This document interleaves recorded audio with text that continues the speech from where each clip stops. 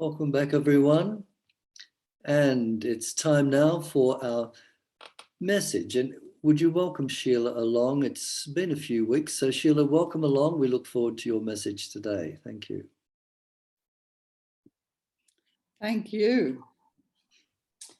Well, thank you, Bill. I got a wonderful affirmation out of that. I am open and receptive to divine guidance in all areas of my life. I'm going to take that through with me during the week. Well, hello, everybody. Good morning.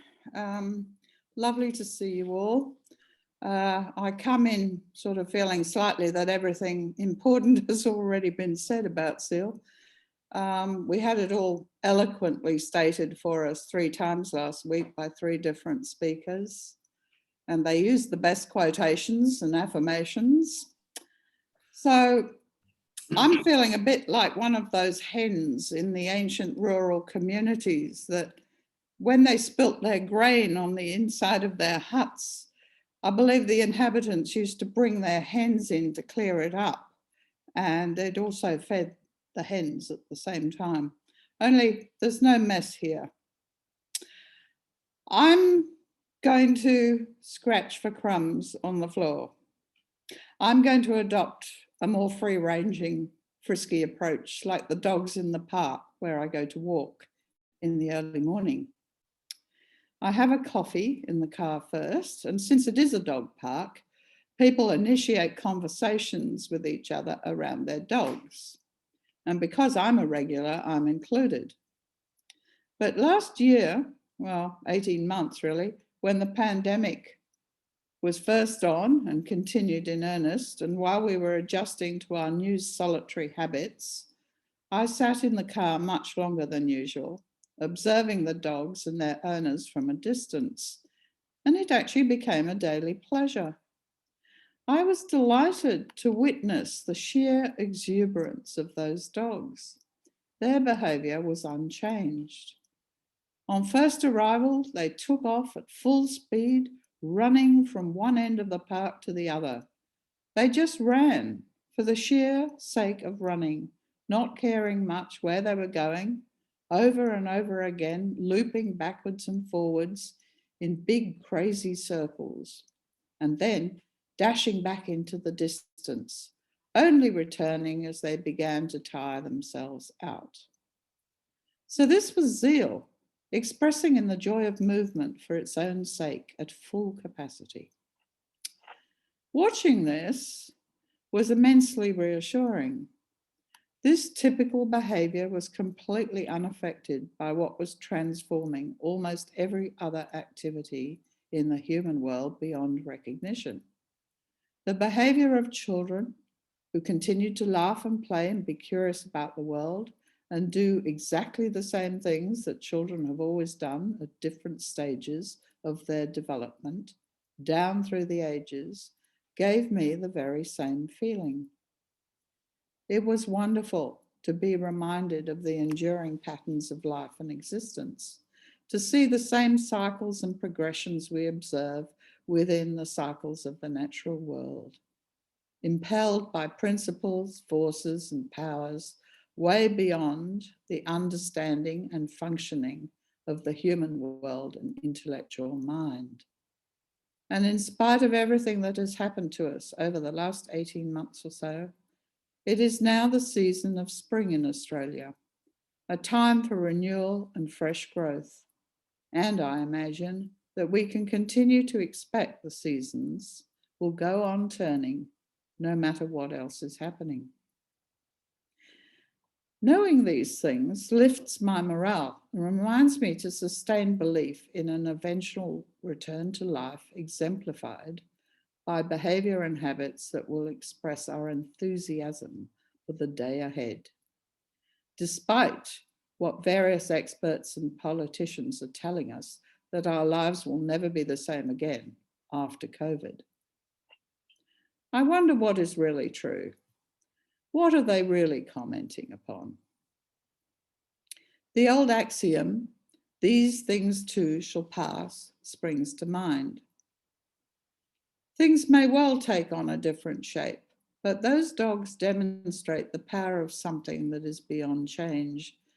It is embodied in their sheer physicality and the joy and fact of being alive, giving them an instinctive appreciation of the freedom of existence and the delight in what they express through movement. Healthy, unbridled energy, as in free-flowing energy, and a visible zest for living is always infectious and enlivening. It stimulates us out of torpor. The playful antics of these dogs often bring a smile to my face. I chuckle in spite of grim times. Like the uninhibited curiosity and wonder of children seeking to explore their relationship to their environment, shows me what it means to live fully in the moment. We see the value of zeal. It helps us make use of whatever capacities we have in mind and body, allowing us to seek full aliveness to maximum extent. There is something about zeal that makes us explore our boundaries. It takes us to our growing edges and challenges us to go further and beyond self-imposed limits or cultural expectations. We strive to stretch, and this propels humanity's journey into consciousness and an awareness of our individual and collective capacities. We are designed for this purpose. This is the real deal. This growth is what life is about. We hardly use the word zeal nowadays. It continues to be used in unity teachings because it was the term Charles Fillmore used in his description of the 12 powers, which he intuitively sensed were the essential mental and spiritual components of our divine potential. Through the use of these inherent abilities, he believed we embodied the creative principle in action. And as we awaken and evolved spiritually, he believed we would manifest the Christ consciousness. Even though it might seem a little out of date, what is termed zeal is easy to spot because it is a clearly identifiable state of elevated intention.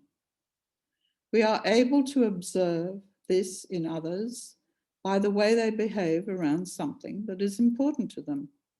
We may notice that they are being particularly zealous in doing something because they are applying themselves to the task with an extraordinary degree of attention. This person is in a heightened state of conscious activity and often exhibits an unusual degree of physical and emotional energy in the way they commit to the task at hand.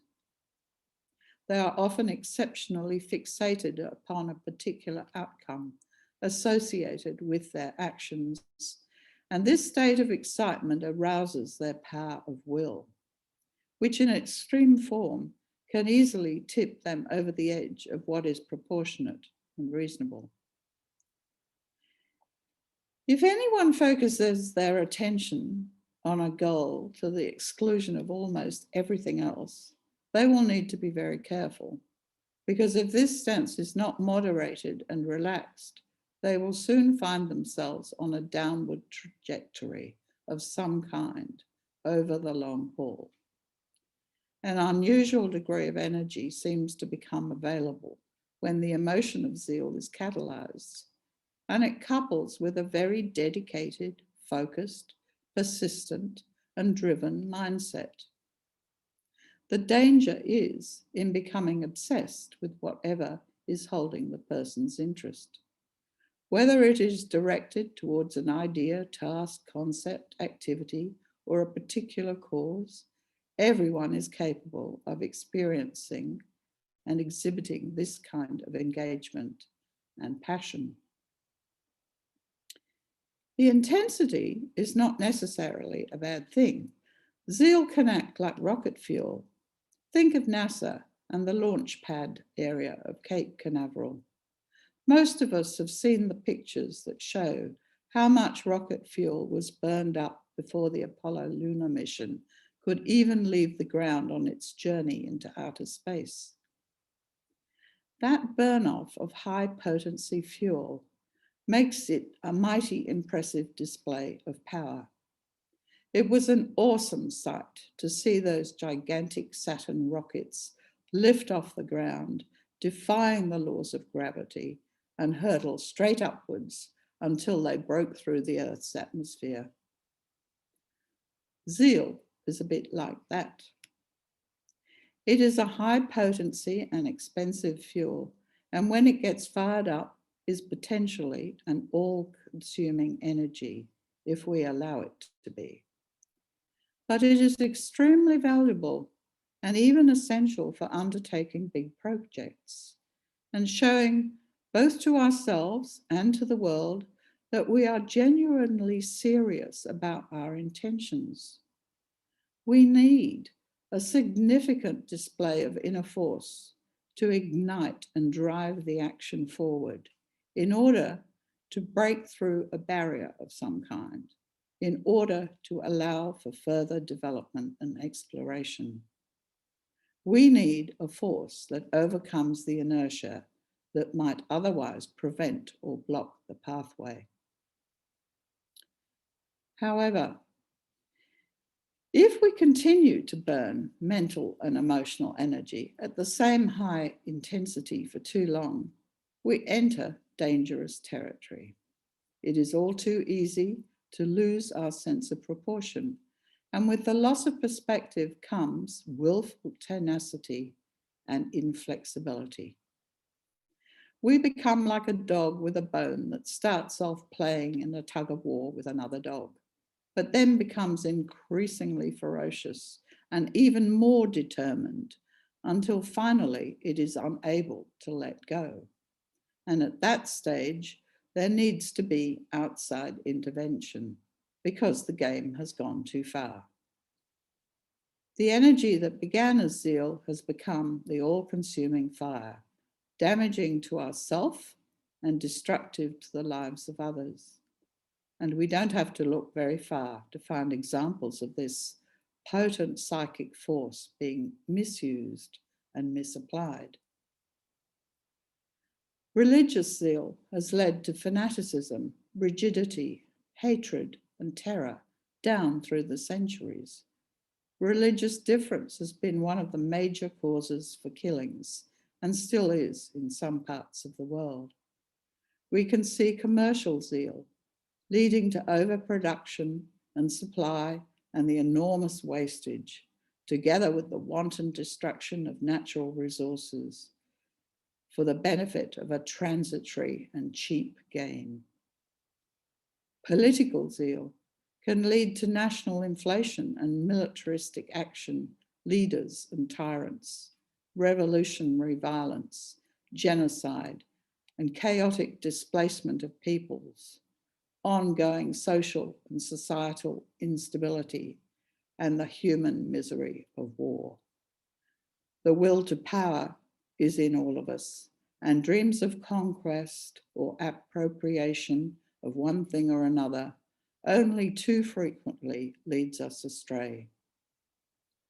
All these things lead to a great deal of grief and suffering in every corner of life, throughout our animal, vegetable, and mineral world. But what is zeal when it's not overbalanced? Where does it make the most productive and healthy contribution? Zeal seems most appropriately used when it is committed to creating something that is based on spiritual truth, and only then will it be of lasting value. Today, we are more likely to use words like motivation, enthusiasm, excitement, commitment, engagement, and even vitality to describe the quality of feeling that arises naturally when we are dealing with or doing work that makes us feel more alive and present to our own creative power. For there is the crux of the matter. We are all born to be creators. whether we like it or not. The problem is that most of us are only just beginning to realize this and only just starting to learn what it means for our lives. Our conscious awareness and our ability to direct our own thoughts, our capacity to see beyond the literal and the material and to form visual and conceptual images in a healthy way that is in line with divine ideals. This is what will ignite true zeal. When we genuinely desire to bring something into being and manifestation that is for the highest good of all, we can tap into this vital source. And unless we make this strong level of commitment in partnership with Divine Spirit, the full power of our zeal is likely to remain underused. We will not be able to tap into our full potential as creators because we must come to realize it is not our will that does the work. So when we are told that Charles Fillmore leapt out of bed in the morning with that famous affirmation on his lips, he did so within the larger context of his life's purpose. He was bolstered inwardly by his tremendous faith in the goodness of God and his mission to convey the message of the accessibility of the Christ consciousness. His grand visionary ideals and subsequent actions were all designed to support the spiritual upliftment of humanity. His zeal was firmly grounded in spiritual principle, and the extension of this was his love for humanity at large. His zeal did not spring from emotion or a personally inflated ego. The Fillmores had made a covenant with God about how they would spend their lives and what they expected in return. They relied solely on the principle of divine justice, so they would give their best and they expected to receive the best in return. The Fillmore's zeal was spiritually contained and directed. If we too are fueled by an adherence to spiritual principle, we may experience a sense of euphoria, but it will be sustained and an agreeable feeling that can be used like a slow alchemical fire for purposes of transformation. And we will be able to do this without burning ourselves up in the process. But if we are not governed by the sense of there being a higher order in the universe and do not hold a trusting faith in the greater intelligence of life, we can quickly lose our bearings, believing that we must do everything and that our way is all that matters. Then our personal will has just taken us over. If nothing else exists beyond our own mental powers, extreme and obsessive behavior can quickly turn towards psychosis when we start to flounder and fail in our objectives. We think our capacity for zeal is our own and tend to take it for granted. We are sometimes puzzled when it seems to appear and disappear spontaneously.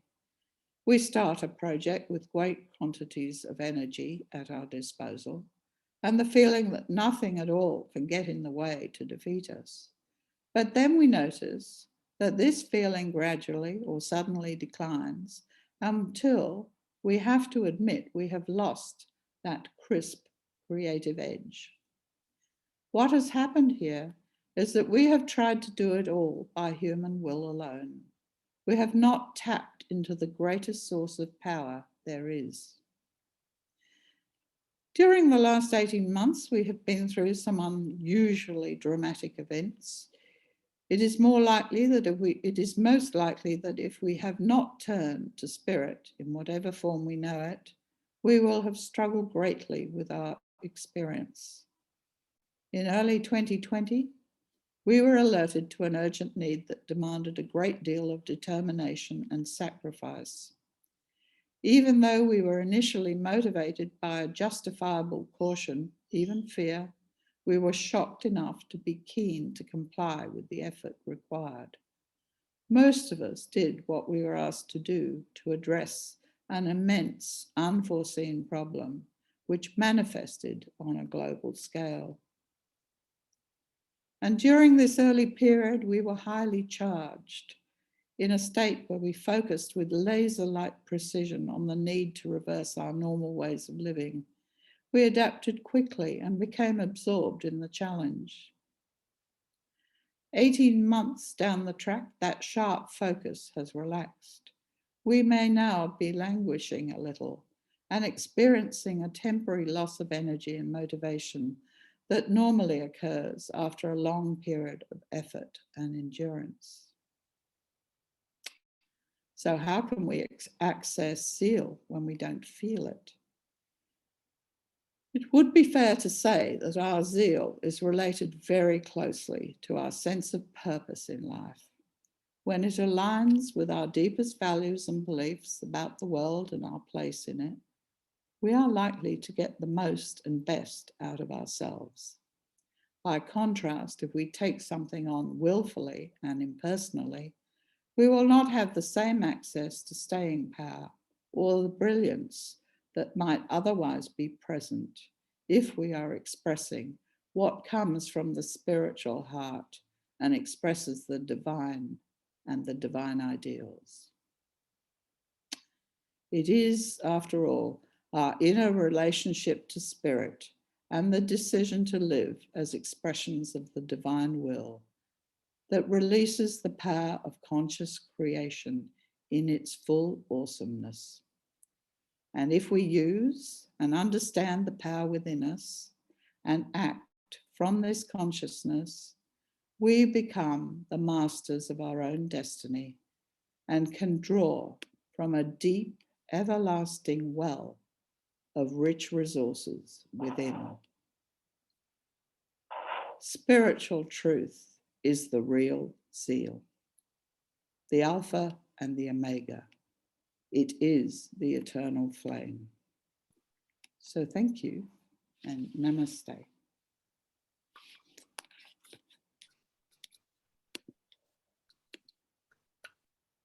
Thank you, Sheila.